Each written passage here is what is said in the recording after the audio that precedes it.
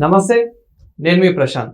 Vallabhaneni Vamsi arrest అయ్యాక ఏ విధంగా అయితే జరుగుతుందో మనమైతే చూసాము. రీసెంట్గా వైసీపీ కార్యకర్తలు కూడా అక్కడికి వెళ్ళైతే పరామర్శించడం అయితే మనం చూసాము. ఇప్పుడు వల్లభనేని వంశీ త్రిబుల్-ఆర్ని తలుచుకుంటున్నాడు అని చెప్పేసి అయితే కొంచెం వినిపిస్తుంది. ఇంతకు మరి అతను ఎందుకు తలుచుకుంటున్నాడు, ఏం జరుగుతుంది, దీని గురించి అయితే మాట్లాడేందుకు ప్రస్తుతం మనతో పాటు టీడీపీ స్పోక్స్ పర్సన్ సూర్యదేవర్లత గారు ఉన్నారు. నమస్తే మేడం. నమస్తే మేడం. వల్లభనేని వంశీ ఇప్పుడు త్రిబుల్-ఆర్ని తలుచుకుంటున్నాడు అని చెప్పేసి అయితే కొంచెం వినిపిస్తూ ఉన్నాయి. ఎందుకు అతన్ని తలుచుకోవడానికి కారణం ఏంటి?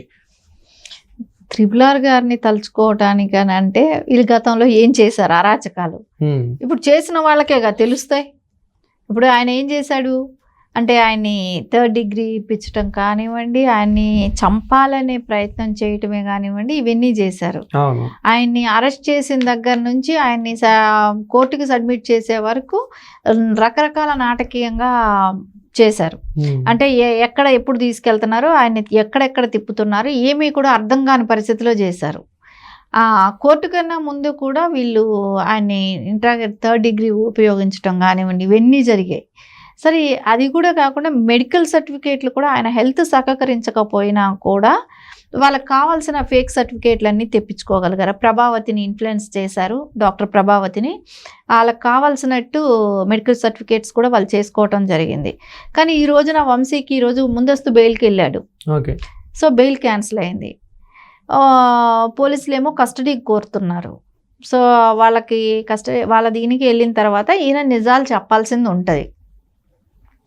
అది కూడా కాకుండా ముందు రోజే ఆయన అంటే వాళ్ళ నాయకుడు ఎవరైతే వచ్చారో ఆయన వచ్చి పోలీసులను కూడా బట్టలు ఇప్పుడు తీసుకొడతామని చెప్పారు. అన్నప్పుడు పోలీసులకి యాక్చువల్లీ అయితే పోలీసులు కూడా కేసు పెట్టుకోవాల్సిన పరిస్థితికి వచ్చేసింది రాష్ట్రంలో. అంటే వాళ్ళకే రక్షణ లేదు పరిస్థితిలో ఉన్నారు. అంతే కదా.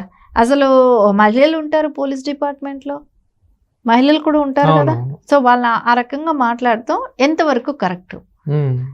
అలాంటి బెదిరిస్తూ ఉంటే కూడా ఈ రోజున మళ్ళా ఏంటి, ఆయన భయపడతాడు. నాకు 3rd డిగ్రీ చేస్తారేమో భయంగా ఉంది అని వల్లభనేని వంశీ అని భయపడతాడు. ఆల్రెడీ మనకి స్టార్టింగ్ లోనే 2 రోజులకే నాకు సరైన దిండిస్తలేరు, నాకు దోమలు కుడుతున్నాయి, నా ఆరోగ్య పరిస్థితి బాగాలేదు అంటూ అతను మాట్లాడడం జరిగింది. ఇంకా అప్పుడే భయపడ్డారు. ఇప్పటికీ ఇది 3rd డిగ్రీ చిన్న ఎట్లాంటిది ఇచ్చినా కానీ అతను తట్టుకోగలుగుతాడు. అసలు 3rd డిగ్రీ ఇచ్చేదాని కథ కన్నా కూడా అండి వీళ్ళకి చేశారు అరాచకాలు. అలాంటివి తెలుగుదేశం గవర్నమెంట్ కూటమి ప్రభుత్వంలో అలాంటివి జరగవు. అది వాళ్ళకి తెలుసు కదా. అంటే వంశీ ఎక్కడి నుంచి వెళ్ళాడు? తెలుగుదేశం పార్టీ నుంచేగా వెళ్ళిన వ్యక్తి. బాబు గారి మెంటాలిటీ ఏంటో తెలుసు కదా.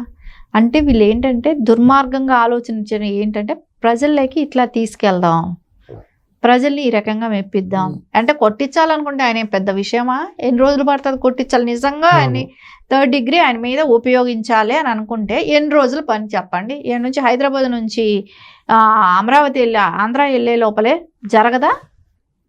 ఎవరు వెళ్తారు ఆయన వెనకాల? ఇంకొకళ్ళు ఎవరైనా ఆయన వెనకాల పెద్ద క్యాన్వాయ్ ఏమైనా వెళ్ళిందా? ఏం లేదు కదా. ఆయన కొట్టాలనుకుంటే ఎంత పని, ఎంతసేపు పడుతుంది? అలాంటివి ఎప్పుడు కూడా తెలుగుదేశం ప్రభుత్వం కక్షగా వాళ్ళని కొట్టిచ్చేసేయాలి. ఇవన్నీ జగన్మోహన్ రెడ్డికి తెలివి తక్కువతనంతో చేసే పనులు, అక్రమ కేసులు ఇవన్నీ కూడా. ఇక్కడ నారా చంద్రబాబు నాయుడు గారికి అలాంటివి సింపతి అనేది రేపు పొద్దున వాళ్ళకు వర్కౌట్ అవుతుంది. ఆ వర్కౌట్ అయ్యేదాన్ని తెచ్చిపెట్టాలని ఏ నాయకుడు కూడా కోరుకోరు. అంటే ఒక పొలిటీషియన్ అనే వాళ్ళకి ఏంటంటే కొంతమంది జగన్మోహన్ రెడ్డి చేసే ప్రతి పిచ్చి పని కూడా అంటే గతంలో చేసినవన్నీ కూడా కక్షతో చేశాడు, అది బూమరాంగ్ అయింది, ఇప్పటికైతే చట్టంతో అంటే తన పని తను చేసుకోబోతుంది అన్నట్లయితే వెళ్తుంది. కానీ ఎవరు కూడా కక్షపూర్వకంగా మాత్రం ఎవరు కూడా చేయడం లేదు. అది ఇంకొకటి మీరు చెప్పారు ఇంత ముందు అన్నప్పుడు దిండి ఇవ్వలేదు, మా పరుపు లేదు, మంచం లేదు అని మాట్లాడాడు. అది ఎవరిస్తారు? ఎవరిని అడగాలి? ప్రభుత్వాలు ఇచ్చేసేది కాదు కదా. కోర్టు త్రూ పర్మిషన్ తీసుకుంటే ఇస్తారు. అదే నారా చంద్రబాబు నాయుడు గారికి దోమలు కుడుతున్నాయంటే రంభా ఊర్వశి కుడుతుందా అని మాట్లాడారు. దోమలు కుట్టకుండా రంభా ఊర్వశి వచ్చి కుడతారా అని అన్నాడు. అదే వంశీకి ఎందుకు అది వర్తించదు? మీరు మాట్లాడిందేగా, వేరే వాళ్ళు మేమేం చెప్పట్లేదు కదా. అది మీకు మీరే మాట్లాడుకోవాలి, అర్థం చేసుకోవాల్సిన విషయం అది. ఇక్కడ ఎవరు కూడా ఆయన మీద ఏదో 3rd డిగ్రీ జరిగిపోతుంది, అది జరిగిపోతుంది, ఇది జరిగిపోతుంది అంటే ఇంకెవరికేం పని పడలేదా? ఇప్పుడు ఆంధ్రప్రదేశ్లో వల్లభనేని వంశీ ఒకడైనా అరెస్ట్ అయ్యాడు, ఎంతమంది అరెస్ట్ అవ్వట్లేదు రోజుకి, ఆయన ఒకడు అంతే. ఆయనేమి స్పెషల్ ఏం కాదు, ఒక ఎమ్మెల్యే. అరే మన దేశానికి మన దేశంలో జరిగిన దౌర్భాగ్యం కదా. కాకపోతే నారా చంద్రబాబు నాయుడు గారు 14 సంవత్సరాలు సీఎంగా చేసిన వ్యక్తి ఆయన. అది కూడా కాకుండా ప్రూఫ్లు ఎవిడెన్స్లు ఏమీ లేకుండా కేసు పెట్టాడు, అక్రమ అరెస్టు. ఆయనదే 53 రోజులు ఏ రకంగా ఇబ్బంది పెట్టారు. ఆ స్థాయి వ్యక్తి వంశీ. దాని గురించి దీని గురించి రోజు డిస్కషన్లు, దీని గురించి రోజు మాట్లాడుకోవటానికి. ఇప్పుడు వంశీ అరెస్ట్ అయ్యాక వైసీపీ ఇప్పుడు కార్యకర్త వైసీపీ నేతలు ఎవరైతే ఉన్నారో వాళ్ళు కూడా భయపడుతున్నారు. ఎందుకంటే ఆల్రెడీ చాలా మంది అరెస్ట్ అవుతూ ఉన్నారు కాబట్టి మమ్మల్ని కూడా అంటే అరెస్ట్ చేస్తారేమో, మమ్మల్ని కూడా ఇలానే చేస్తారేమో అని చెప్పేసి కూడా భయపడుతూ ఉన్నారు చాలా మంది. అంటే ఇప్పుడు తప్పు చేసిన వాళ్ళకి ఆబ్వియస్లీ భయం ఉంటుంది. నీకు ఎవిడెన్స్ దొరికితే ఆ కేసు సీరియస్ ఉంటుంది. నువ్వు తప్పు చేయలేదు, కక్షపూరిత రాజకీయాలు అనుకుంటే ఏం చేయలేదు కదా. ఇప్పుడు కోర్టులు ఉంటే న్యాయస్థానం ఉంది, అక్కడికి వెళ్ళినప్పుడు నీది కరెక్ట్గా ఎవిడెన్స్ వాళ్ళు చూపెట్టనప్పుడు నీ కేసు కొట్టేస్తారు కదా. నీకు ఎందుకు భయం ఎందుకు? అంటే నువ్వు తప్పు చేసావు కాబట్టి నీకు ఈ రోజున భయపడుతున్నారు అందరూ కూడా. అంటే ఇప్పుడు ఇప్పటి వరకు అరెస్ట్ అయింది, ఏదైనా ఎవిడెన్స్ లేకుండా అరెస్ట్ అయిన కేసు ఏదైనా ఉందా చెప్పండి? ఏం లేదు కదా. అన్నీ పక్కా ఆధారాలతో ఎవిడెన్స్తో జరుగుతున్న విషయం ఇది.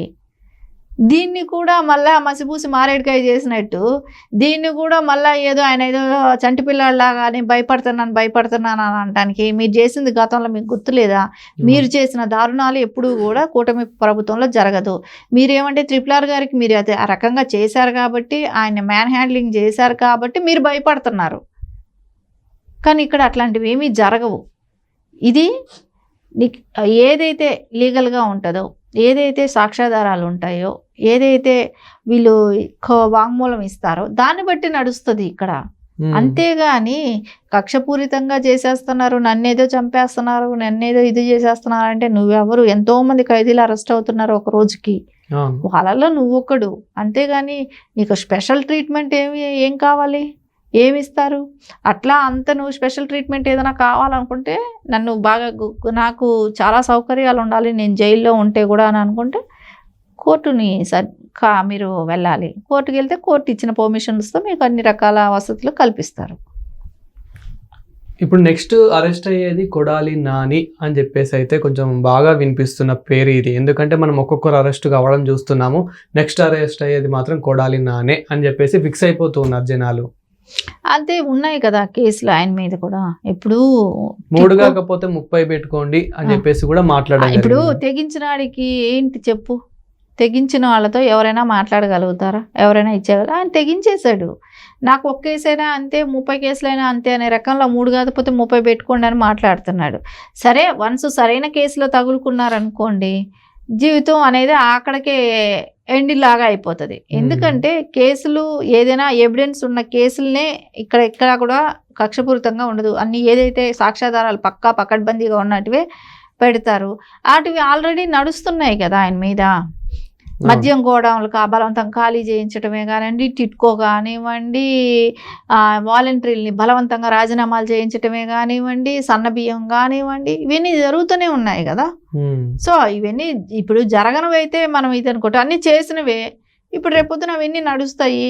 ఇంకా నువ్వు వాడు బెదిరించేదే కానివ్వండి, అక్కడ అధికారులను బెదిరించడమే కానివ్వండి, ఇసుక దందాలే కానివ్వండి, క్యాజినోలు కానివ్వండి, ఇవన్నీ ఉన్నాయి కదా నాని గారి మీద. సో వాటిని ఎదుర్కొంటాడు. సో దాని మీద వెళ్ళాల్సి వస్తే జైలుకి వెళ్తారేమో. Thank you madam. నమస్తే.